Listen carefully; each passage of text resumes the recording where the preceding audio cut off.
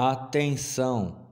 Se continuar a assistir o vídeo, será por sua total responsabilidade.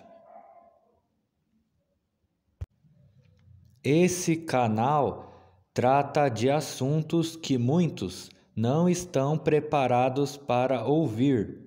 E por se tratar de um conteúdo muito delicado de se falar, pois ainda existe um grande tabu sobre o que envolve o fim do mundo, se você não tolera opiniões que sejam diferentes das suas convicções, sugerimos não assistir o vídeo.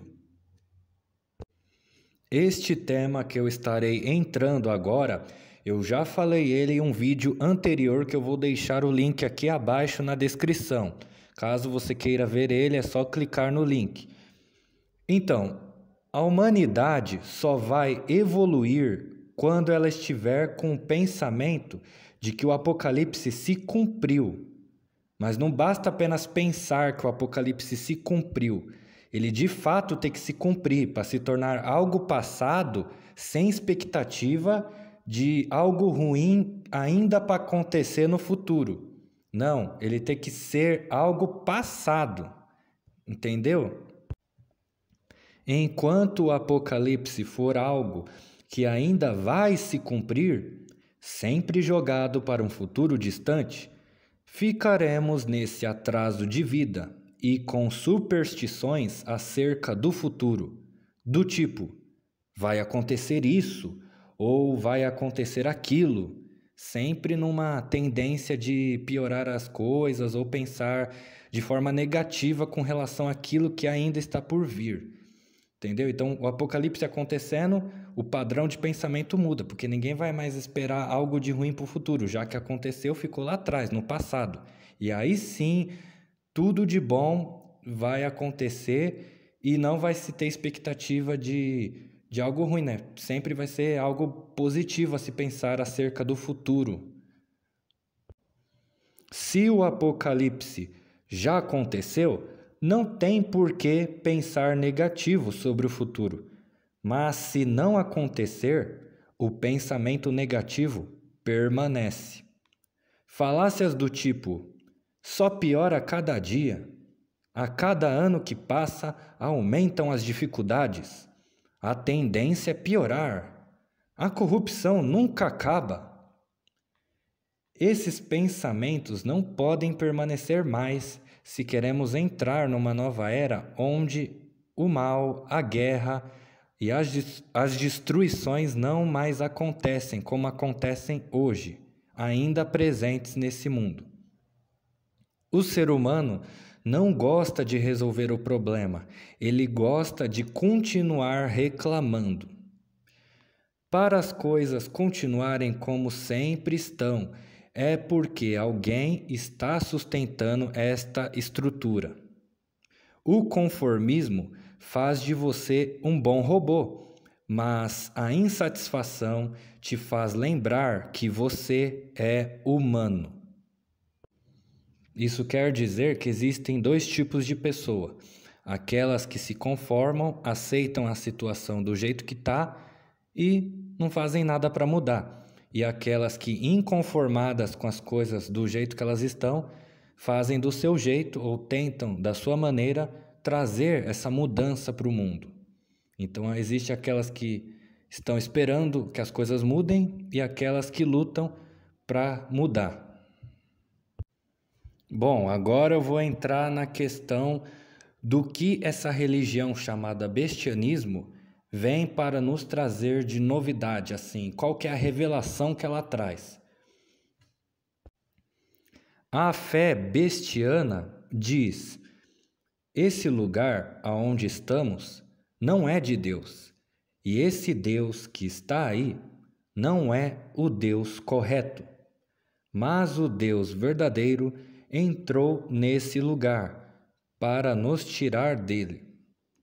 Será que você ainda não entendeu que o fato de Jesus ter saído de Cristo vai levar os judeus agora a aceitarem a Cristo? Quem está descendo do céu agora é o Jeová Cristo 2. É ele quem vai trazer o julgamento, o juízo final.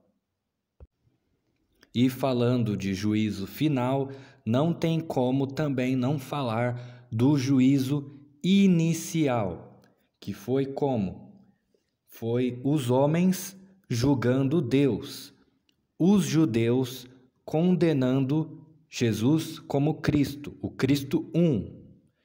E já no juízo final será o contrário, vai ser Deus julgando o homem, que no caso será o quê? Será o Jeová Cristo, que é o Cristo 2.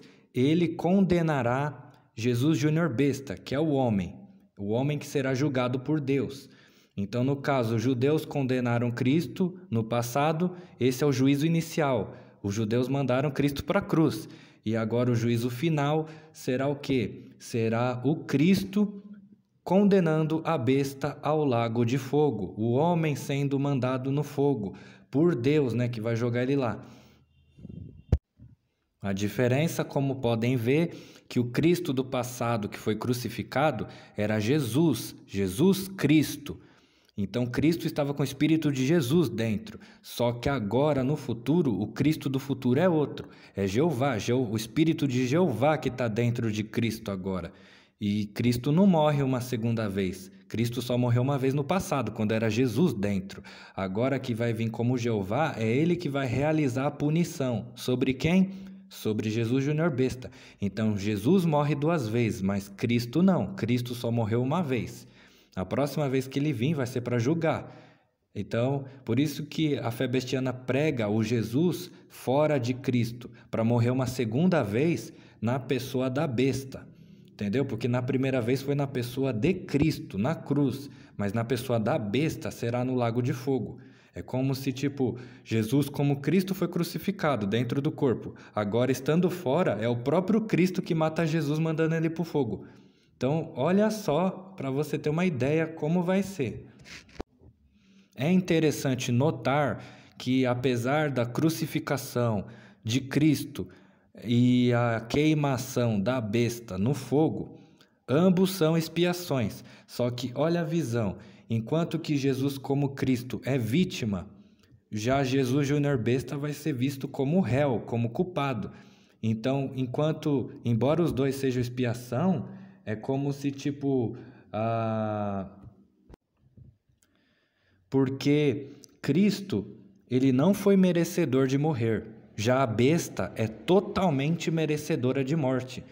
Então, se Cristo, já voltando da vida, não teve a intenção de ter sido morto, na besta vai ser posta toda a intenção para matar a besta, no caso. Entendeu? Porque, no caso, ela se faz culpada pela morte. Entendeu? Então é como se descontasse nela. Que nem como eu falei em outros vídeos. Que se Jeová tivesse vindo diretamente como Cristo na primeira vez, ele não teria sido morto.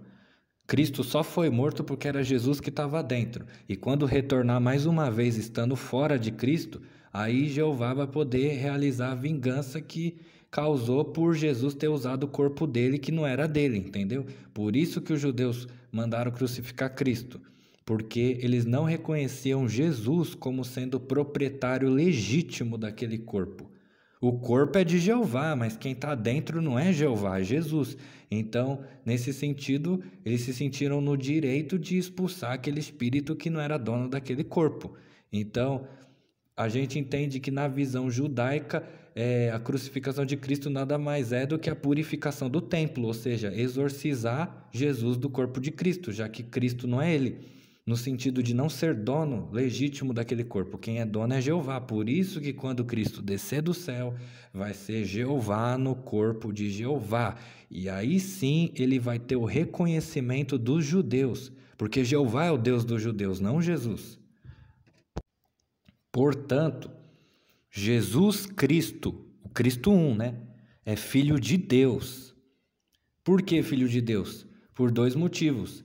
Uma, porque ele não foi gerado na carne, no sentido de união de homem e mulher. Ele foi gerado apenas pela mulher. Ele é filho de Deus, porque foi gerado por Deus, não pelo homem.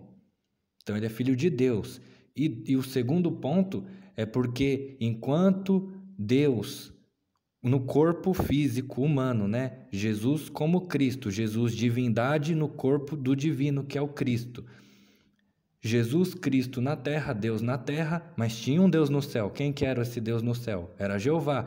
Então, Jesus, filho de Deus, Deus filho de Deus. Só que no caso é o Deus B e o Deus A em cima. Porque estamos no universo A, então o Deus que está lá em cima é o dono de tudo. Já o Deus B é dono do que está lá fora, né? Outro universo fora daqui. Mas estou querendo dizer que ele é filho de Deus. Agora, esse termo filho do homem se refere ao Cristo 2, o Cristo do futuro. Porque aí, quando esse Deus que está lá em cima descer, o Jeová descer do céu, quem que vai ficar lá em cima no lugar dele? Não vai ter Deus nenhum. Porque ele desceu como Cristo, quem que vai ficar lá em cima? Vai ser o homem. Justamente em contraste ao outro lado, porque já que Jesus vai estar lá em cima, quem vai estar embaixo para ser representante de Jesus? O Jesus Júnior besta. Então, no caso, Jesus em cima, Jesus Júnior embaixo, Deus sobre o homem. E aí, Deus estando embaixo, né, que é Jeová, Jeová embaixo, que é Deus, quem vai estar em cima? O homem, que eu não posso falar o nome quem é, né? Mas é um homem que fica lá em cima. Então é o homem sobre Deus e do outro lado Deus sobre o homem. Aí você tem que se decidir. O Cristo que em cima dele tem o homem ou a besta que em cima dele tem Deus, né? Portanto, quando lemos em Mateus capítulo 17, versículo 22, o correto seria dizer que o Filho de Deus será entregue nas mãos dos homens. Porque aí o juízo inicial, que é esse, fica em contraste com o que ainda vai acontecer no futuro, que é o juízo final, que no caso será como? O Filho do homem será entregue nas mãos de Deus. Porque o Filho do homem é gerado por homem e mulher. Esse é concebido carnalmente. Entendeu? Então, filho de homem é pecador. Filho de Deus é sem pecado, no sentido de nascimento, como ele nasceu, entendeu? Porque Cristo não foi gerado por homem. Cristo é obra do Espírito Santo.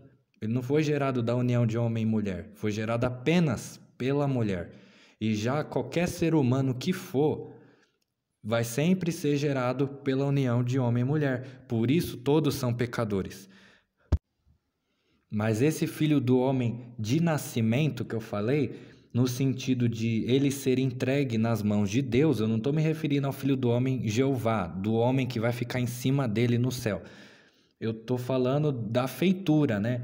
No caso, filho de homem pecador. Então, nesse caso, se refere o quê? A pessoa de Jesus Júnior besta. Ele que é o filho do homem, enquanto que Jesus Cristo, que veio antes dele no passado, ele é o Filho de Deus. Vou tentar explicar de uma outra maneira. É como se Jesus, como Cristo, fosse Filho de Deus segundo a carne, no sentido de nascimento. Filho de Deus segundo a carne. E Filho espiritual no sentido de Deus estar acima dele, ou seja, no sentido de haver um Deus no céu acima dele. Portanto, Deus na terra e Deus no céu. Jesus na terra e Jeová no céu. E com relação ao Jesus Júnior besta, ele seria o quê? Ele seria filho do homem segundo a carne, porque foi nascido de homem e mulher, da união dos dois, né? E segundo o Espírito, ele seria filho de Deus, porque é Jesus que está em cima dele no céu, enquanto Jesus Júnior está embaixo na terra. Então era nesse sentido. Agora, Jeová, Cristo, ele é o quê? Ele é, segundo a carne, filho de Deus, porque foi gerado por Deus, é o mesmo Cristo, no sentido do corpo, né? Mas ele é filho de homem espiritualmente, no sentido do homem que está lá em cima no céu, em cima dele, né? Mas, mudando um pouco de assunto. Mudando não, porque está tudo dentro do mesmo tema, mas no tocante ao juízo final, não tem como não falar também do inferno, que é outro ponto importante de ser discutido aqui. Então eu vou simular um debate aqui. Enquanto isso, o ateu diz: não existe inferno. O cristão diz: existe inferno depois da morte. Mas o bestiano diz: ambos estão equivocados. O inferno existe e não é depois da morte, mas sim em vida. Se trata de uma expiação para ser consumada. Você observa que o bestiano ele contraria os dois, enquanto que o ateu diz que o inferno não existe, o bestiano afirma junto com o cristão que ele existe. Só que ao mesmo tempo ele também contraria o cristão, porque para o cristão o inferno é só depois da morte, enquanto que o bestiano fala que isso tem que ser resolvido em vida e não para depois. Aquele que aceitou o Filho foi salvo pela expiação na cruz, escapou do fogo. Mas quem não aceitou o Filho não está isento do fogo, exceto se aceitar o Neto, que fará a expiação no fogo. O papel da besta é salvar aqueles sobre quem a ira de Deus ainda permanece sobre eles. A ira de Deus precisa ser consumada até o fim. Ela não acaba no Filho, mas continua através do Filho, para que possa ser descontado sobre o Neto. O Pai descontou sua ira sobre o Filho. Então a ira passou do Pai para o Filho, e agora o Filho descontará sua ira sobre o Neto. Enquanto a chama da ira ainda permanecer acesa, a dívida não será totalmente quitada. Portanto, a morte do neto representa o último pagamento que ainda falta. Então, segundo a fé bestiana, o que a gente entende por salvação? Sair desse universo, sair dessa existência na esperança de que existe uma existência fora dessa, onde sirvamos ao verdadeiro Deus e onde teremos corpos glorificados. Agora, não é transformar esse corpo mortal em glorificado, não. É morrer para esse corpo e ganhar outro corpo lá fora. É nascer tudo de novo. Todo o processo de vida. Não seria reencarnar, porque reencarnar é você voltar para o mesmo lugar. Ou seja, você não sai desse universo. Você ganha outro corpo na mesma terra aonde você viveu. Então, reencarnar é sempre ficar no mesmo lugar, é sempre voltar à vida e você ganha outros corpos na mesma terra, no mesmo lugar. E não é questão disso, é questão de você morrer aqui, viver uma única vez, morreu. E aí você vai viver num universo que você nunca esteve. Então você vai ganhar um corpo lá. E nesse corpo que você ganhar, você nunca mais vai morrer. Então é como se fosse assim, no universo que a gente está, a gente ganha um corpo mortal, que a gente está sujeito a morrer uma única vez nele. Morreu, certo? Aí você vai ser migrado para esse outro universo, que é o universo do Deus verdadeiro. Nesse, você vai nascer de novo. De novo não, porque você nunca esteve lá, mas nascer de novo no sentido de que você nasceu primeiro aqui, morreu, para depois ir para lá. Aí você nasce. Aí esse corpo que você for ganhar lá, você vai viver eternamente nele, porque você não vai mais experienciar a morte, como foi no outro universo quando você tinha aquele corpo mortal. Esse corpo que você tem agora nessa realidade, nesse universo criado por esse verdadeiro Deus, é um corpo imortal que nunca mais experimentará a morte. Então, primeiro vivemos numa vida falsa, em um corpo falso, mortal, onde estamos sujeitos a morrer uma única vez. Depois de morto, nós somos migrados de volta para um outro universo. E nesse universo vamos ganhar um corpo imortal, onde nunca mais vamos experienciar a morte. Ou seja, viveu, vive para sempre. Aqui não, aqui viveu, está sujeito a morrer. Entende a diferença? Então, não se trata de reencarnação. É encarnou, morreu, encarnou, nunca mais morre. É essa a ordem. Então, como nós temos a crença de dois universos, de duas vidas diferentes, de duas criações criadas por dois Deus, no singular, dois Deus diferentes. Cada Deus é dono do seu próprio universo. Então, nesse universo que estamos, a gente nasce e a gente morre. Aí, quando morrer, vai para esse outro universo e aí ganha esse novo corpo e a gente nasce e nunca mais morre, porque lá vive para sempre. Então, aqui, nesse universo mortal, a gente morre e lá a gente vive para sempre. Mas aí que tá, é importante nascer uma segunda vez, no caso, nascer lá, morrer aqui para nascer lá. Por isso que eu falo, você vive aqui, você está se preparando para morrer para nascer de novo. Mas concluindo aqui a tese, a gente vive uma única vez nesse universo. Temos apenas um único corpo mortal. Não é morrer e voltar à vida de novo. Não. Você só vive uma vez aqui nesse universo. Uma vez.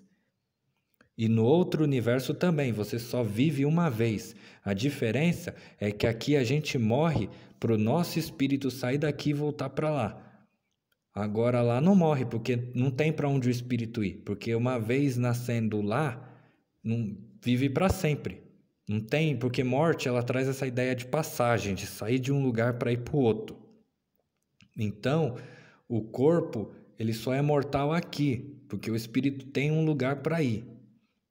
Ele não vai ficar aqui para sempre. Mas a questão é, vive aqui uma vez, morre, e lá vive lá uma vez e não morre. Esse é o ponto. Não é que nem reencarnação, que é várias vezes e pior, no mesmo universo, porque eles não têm perspectiva de outro universo além desse, porque como eu te falei, ter que crer em outro Deus, ter que crer em outra existência, ter que crer em outro mundo material e outro mundo espiritual, entendeu? Então, tipo, essa pessoa... Aliás, ninguém tem, de nenhuma religião tem isso, só o bestianismo que tem.